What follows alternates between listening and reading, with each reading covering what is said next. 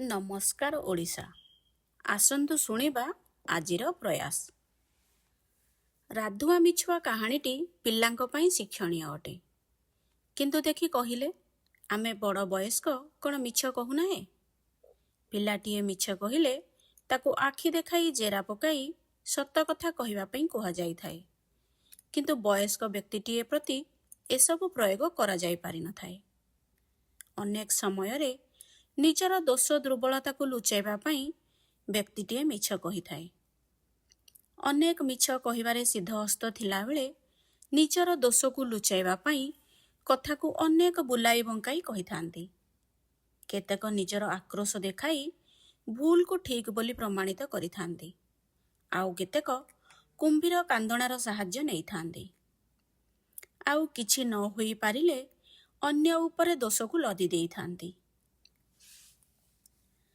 କିନ୍ତୁ ସାମ୍ନା ବ୍ୟକ୍ତି ଯିଏ ମିଛର ପ୍ରତ୍ୟକ୍ଷ ଅନୁଭବୀ, କୌଣସି କାରଣବଶତଃ ମିଛକୁ ପ୍ରମାଣ ନ କରିପାରିଲେ ବି ମନ ଭିତରେ ମିଛ କହୁଥିବା ବ୍ୟକ୍ତିଟିକୁ ଆଉ ସ୍ନେହ କି ସମ୍ମାନ କରିପାରିନଥାଏ। ଅନେକ ସମୟରେ ସମ୍ପର୍କ କ୍ଷତିଗ୍ରସ୍ତ ହେବାର ଭୟରେ ସାମ୍ନା ବ୍ୟକ୍ତିଟି ସବୁ ଜାଣି ବି ଚୁପ୍ ରହିଥାଏ। ତା ଛଡ଼ା ବଡ଼ ଲୋକଙ୍କୁ ଉତ୍ତର ଦେଲେ ଉଦଣ୍ଡତା ମନେ କରାଯାଏ। ଆଉ କେତେକ ସମୟରେ ଅପ୍ରୀତିକର ପରିସ୍ଥିତିର ଉତ୍ପନ୍ନ ହେବାର ଆଶଙ୍କାରେ ସାମ୍ନା ବ୍ୟକ୍ତି ନୀରବତା ରକ୍ଷା କରିଥାଏ।